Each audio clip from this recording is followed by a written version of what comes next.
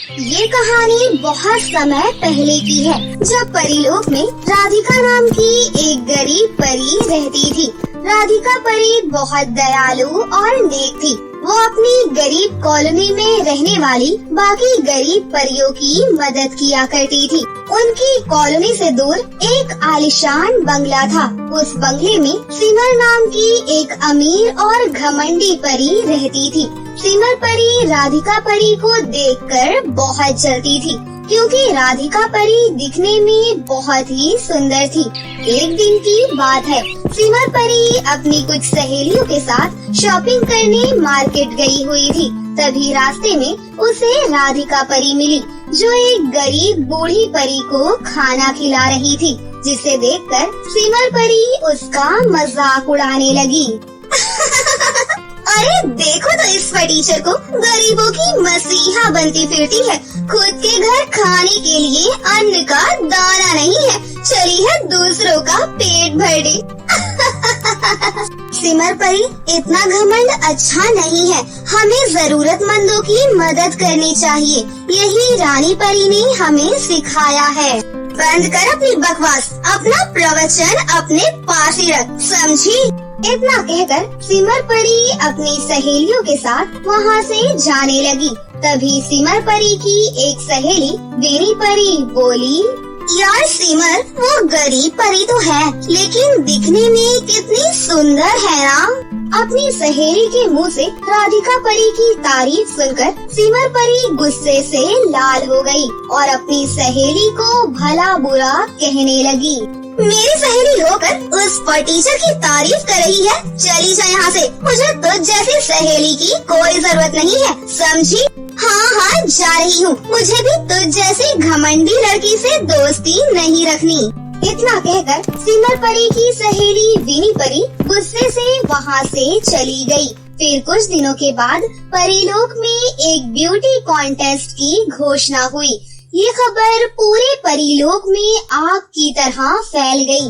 राधिका परी भी इस कॉन्टेस्ट में हिस्सा लेना चाहती थी, लेकिन उसके पास मेकअप का सामान खरीदने के लिए पैसे थे ही नहीं।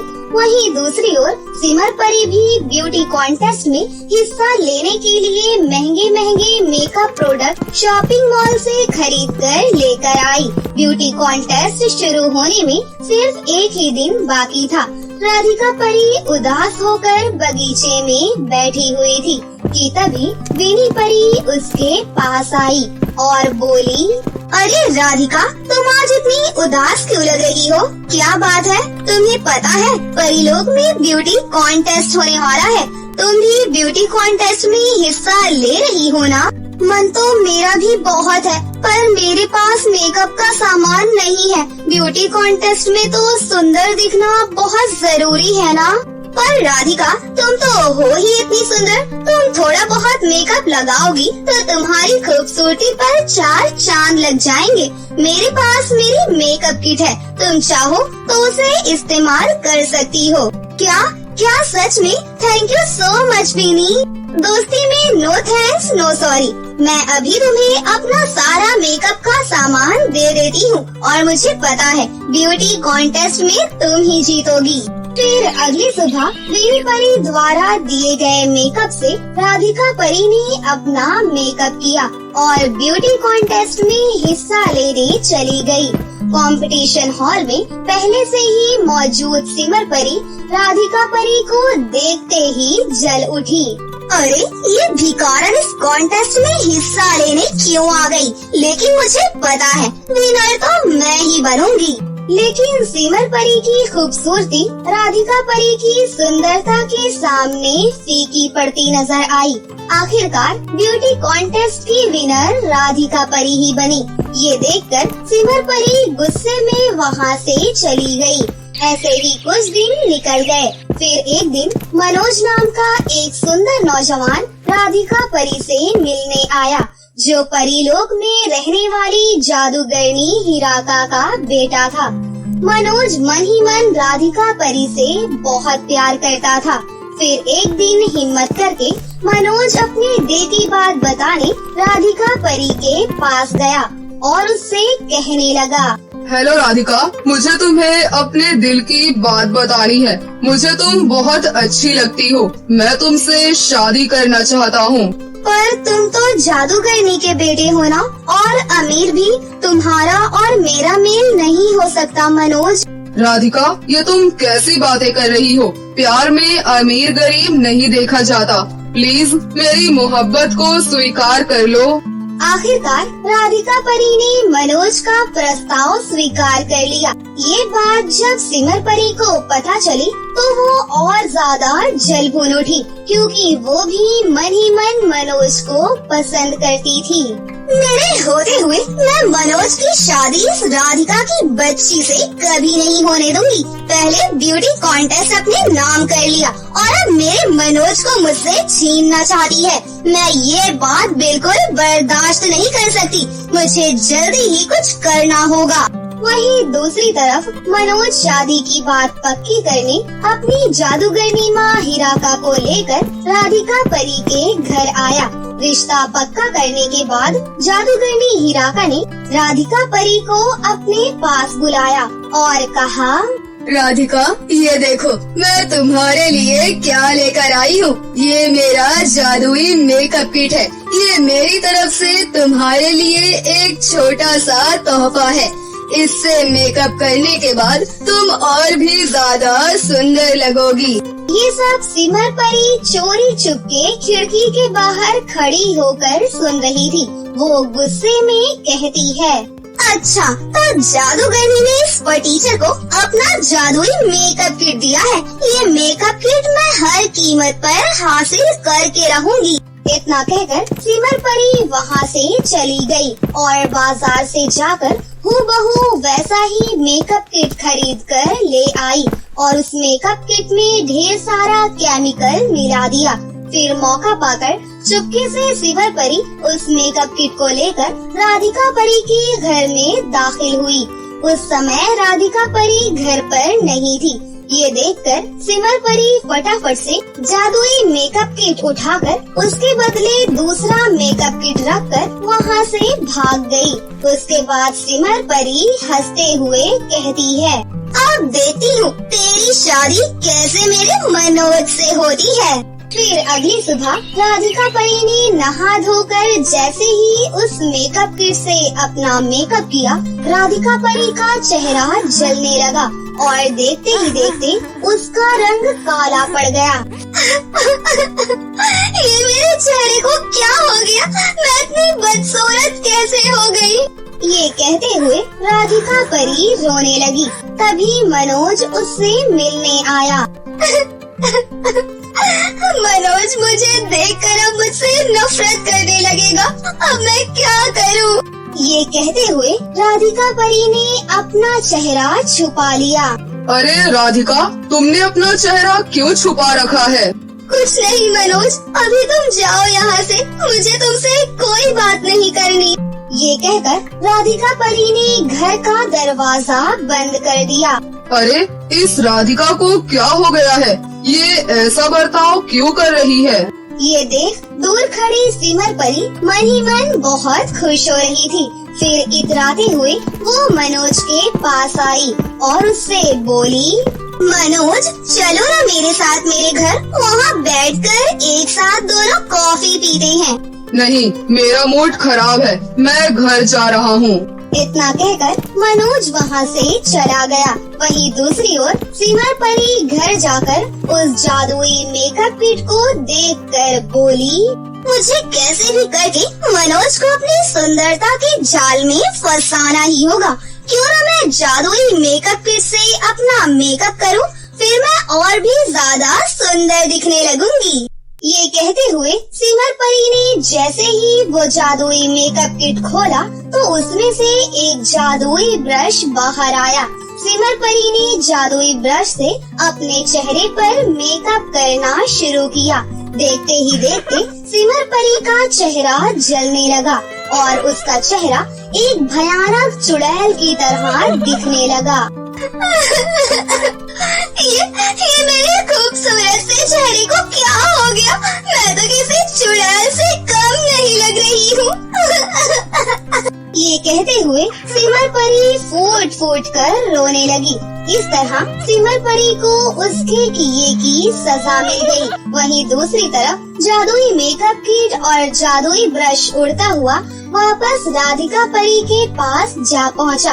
वहां पहुंचकर जादुई ब्रश जादुई मेकअप किट से राधिका परी का चेहरा बिल्कुल ठीक कर उसे पहले से भी ज्यादा सुंदर बना दिया।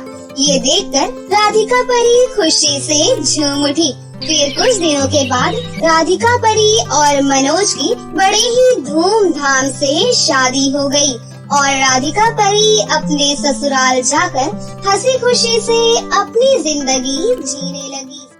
बिहार में रामपुर नाम के एक गांव में शिवराज अपनी पत्नी कल्पना के साथ रहता था।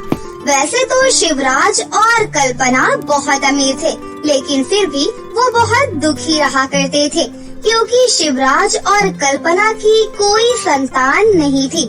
शिवराज और कल्पना बहुत ही अच्छे स्वभाव के थे। वो अक्सर लोगों की मदद किया करते थे। ऐसे ही एक दिन शिवराज अपनी गाड़ी में बैठकर ऑफिस जा रहा था।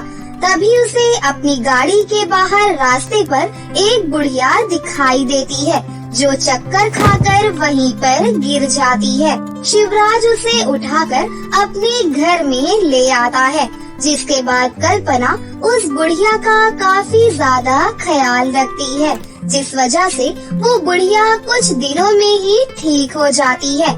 शिवराज उस बुढ़िया से कहता है, माँ जी, कुछ दिनों पहले आप मेरी गाड़ी के सामने बेहोश हो गई थी, इसलिए मैं आपको अपने घर ले आया था। अब आप ठीक तो है ना?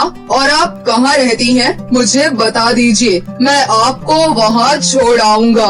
बेटा, अब मैं ठीक हूँ। वैसे मेरा कोई घर नहीं है, तो तुम मुझे कहीं भी छोड़ आओ, मुझे कोई फर्क नहीं पड़ेगा। माँ जी, अगर ऐसी बात है तो आप यहीं रुक जाइए। वैसे भी हमारे घर में हम दोनों के अलावा कोई नहीं है। घर में कोई बड़ा होगा तो घर का माहौल अच्छा रहेगा। क्यों, मैं सही कह रहा हूँ ना? हाँ, ये बिल्कुल सही रहेगा। इसके बाद वो बुढ़िया उन्हीं के साथ उनके घर में रहने लगती है। फिर एक दिन जब शिवराज और कल्पना अपनी संतान ना होने का दुख जता रहे थे, तभी वो बुढ़िया उनकी बातें सुन लेती है और रसोई में जाकर एक काढ़ा बनाकर लाती है और उसे ले जाकर कल्पना को पिला देती है। कुछ दिन ऐसे ही बीत जाते हैं और फिर एक दिन कल्पना अपनी गर्भवती होने की खबर सबको देती है। कल्पना के मुंह से ये खबर सुनकर शिवराज बहुत ही ज्यादा खुश हो जाता है। फिर इसी तरह 9 महीने बीत जाते हैं और कल्पना 2 बहुत ही प्यारी बच्चियों को जन्म देती है। एक बच्ची के सुनहरे रंग के बाल थे और दूसरी के चांदी के रंग के थे।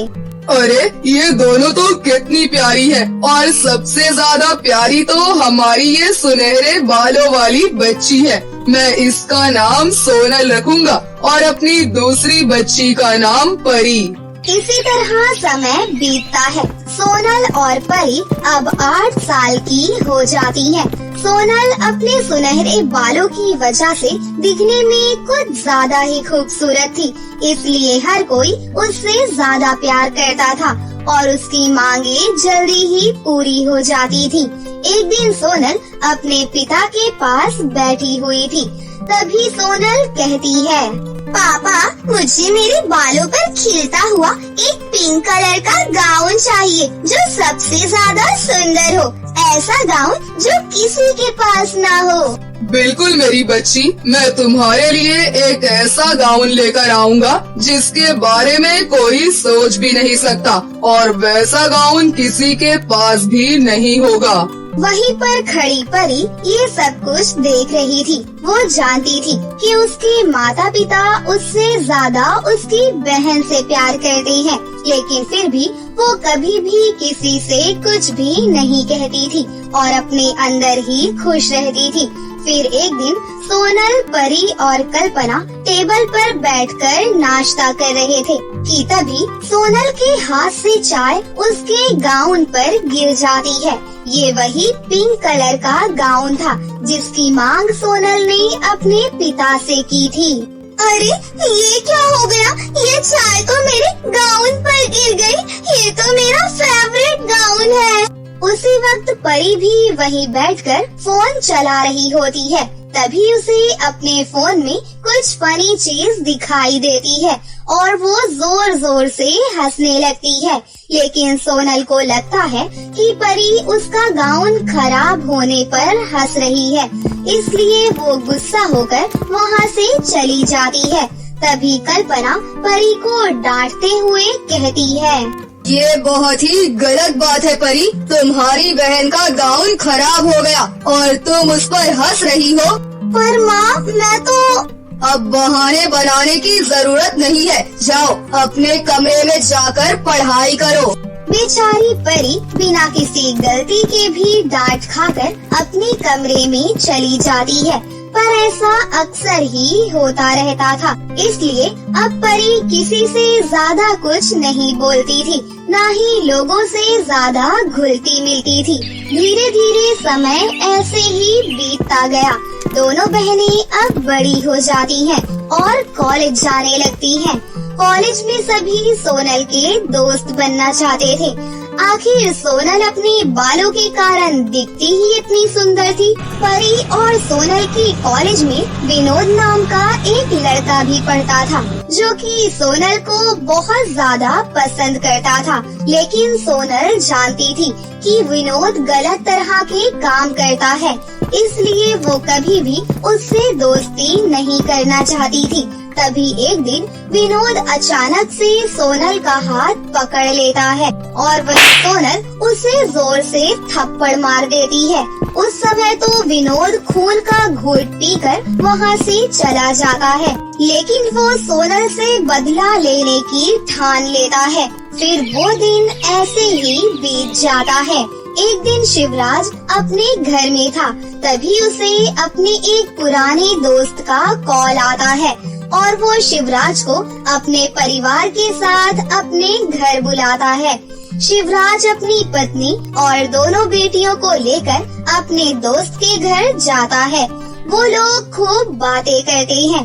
तभी शिवराज का दोस्त बोलता है, अरे शिवराज, तू जानता है आज यहाँ बहुत ही बड़ा फेस्टिवल का सेलिब्रेशन है और यहाँ पर बहुत से लोग आने वाले हैं और सेंट्रल सिटी में भी बहुत ही बड़ा इवेंट रखा गया है। मैं चाहता हूँ तुम और तुम्हारा परिवार हमारे साथ चले, हम वहाँ पर खूब एंजॉय करेंगे। तभी परी बोल पड़ती है, अंकल आप बुरा ना माने तो मैं कुछ कहना चाहती हूँ। हाँ कहो बेटा। अंकल मुझे भीड़ भाड़ या इवेंट पसंद नहीं है, इसलिए मैं आप लोगों के साथ नहीं आ सकती। मैंने सुना है कि यहाँ एक बहुत ही सुंदर और शांत पहाड़ी है, मैं वहाँ पर जाना चाहती हूँ। ठीक है परी, तुम्हें जहाँ जाना है जाओ, हम लोग इवेंट में जाकर एंजॉय करेंगे। वैसे मेरा बेटा भी इसी तरह का है, उसे भी भीड़ भाड़ पसंद नहीं है और इन सब चीजों से वो दूर ही रहता है। चलो कोई नहीं, हम लोग तो चलते हैं। वो लोग जा ही रहे होते हैं कि तभी वहाँ से शिवराज के दोस्त का बेटा आरव गुजरता है।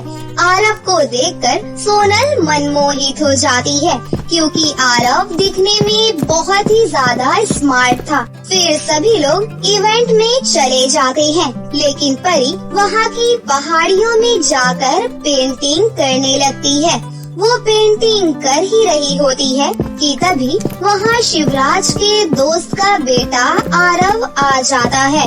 आरव परी को पहचान लेता है और कहता है, अगर मैं गलत नहीं हूँ तो आप शिवराज अंकल की बेटी परी है ना? आप यहाँ क्या कर रही हैं? आप सबके साथ इवेंट में नहीं गई क्या? नहीं, असल में मुझे भीड़ भाड़ पसंद नहीं है। मुझे नेचर के साथ रहना पसंद है, पेंटिंग करना पसंद है। मुझे ये शांति बहुत ही प्यारी लगती है, इसलिए मैं यहाँ आ गई। वैसे आप क्यों नहीं गए? आपकी और मेरी पसंद बिल्कुल एक जैसी है। मुझे भी भीड़ भाड़ बिल्कुल पसंद नहीं है, इसलिए मैं भी नहीं गया। चलिए कोई नहीं, अब हम दोनों यहाँ पर मिल ही गए हैं तो थोड़ी बातें कर लेते हैं। इसी तरह दोनों आपस में बातें करने लगते हैं। दोनों की पसंद भी बिल्कुल एक जैसी ही थी, इसलिए दोनों की झट से दोस्ती हो जाती है। और जितने दिन वो लोग यहाँ रहते हैं, आरव और परी आपस में मिलते रहते हैं। फिर कुछ दिनों के बाद शिवराज वापस अपने परिवार के साथ घर आ जाता है। घर आने के बाद सोनल अपने पिता से कहती है, पापा, मुझे आरव बहुत ही ज्यादा पसंद है। मैं उससे शादी करना चाहती हूँ। अरे वाह बेटी, तुम्हारी पसंद तो बहुत ज्यादा अच्छी है। मैं आज ही अपने दोस्त से बात करता हूँ। इसके बाद शिवराज अपने दोस्त से बात करता है और शिवराज का दोस्त अपने बेटे से बात करता है।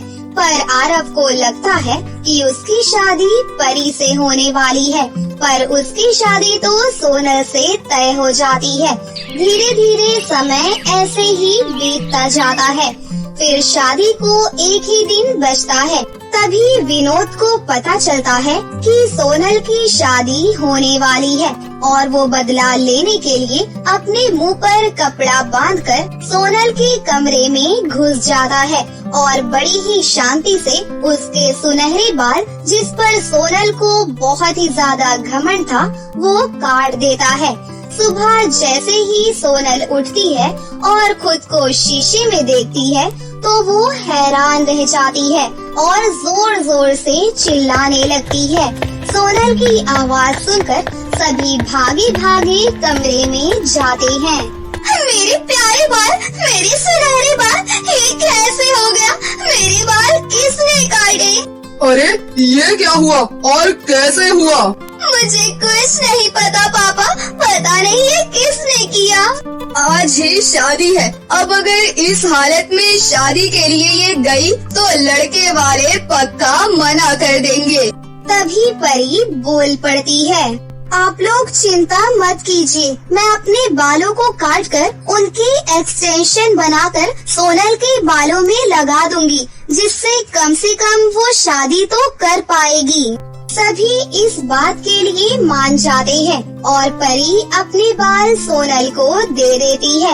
वहीं आरव भी इस गलत फहमी में शादी कर लेता है कि उसकी शादी परी से हो रही है। फिर घर आकर जैसे ही सोनल अपना पल्लू उठाती है तो सोनल को देखकर आरव हैरान रह जाता है। अरे तुम कौन हो और यहाँ कैसे? और परी कहाँ पर है? आपकी शादी मुझसे हुई है तो मैं ही यहाँ होंगी ना, परी यहाँ क्यों रहेगी? लेकिन मेरी शादी तो परी से होने वाली थी, क्योंकि मैं उससे प्यार करता हूँ और वो भी मुझसे बहुत प्यार करती है। सोनल आरव की बातें सुनकर हैरान रह जाती है और उसे तब पता चलता है कि उसकी बहन ने केवल बालों का ही नहीं बल्कि अपने प्यार का भी बलिदान कर दिया है। ये सारी बातें जानकर सोनल को बहुत ही ज्यादा दुख होता है और वो भागकर अपने घर वापस जाती है और अपने पिता को ये सारी बातें बताती है। इन सब बातों को सुनकर शिवराज को भी अपने किए पर पछतावा होता है। मेरी बेटी इतनी समझदार थी, ये मुझे पता ही नहीं। उसने अपनी बहन के लिए अपने बाल और अपना प्यार दोनों को बलिदान कर दिया। पापा, हमें परी और आरव की शादी करवानी ही होगी, क्योंकि अगर मैं आरव के साथ रही तो ना तो वो खुश रह पाएगा और ना ही मैं, और बेचारी परी वो तो जिंदगी भर अकेली रह जाएगी। इसके बाद सभी की सहमति से परी और आरव की शादी करा दी जाती है। अब वो दोनों ही नहीं बल्कि सभी हंसी खुशी से एक साथ रहने लगते हैं। कैसी लगी आपको हमारी ये कहानी? अगर आपको हमारी कहानी अच्छी लगी हो तो इसे जरूर लाइक करें, साथ ही हमारे चैनल को सब्सक्राइब भी कर लें और बेल आइकन को दबाना ना भूलें। मिलते हैं अगली वीडियो में। धन्यवाद।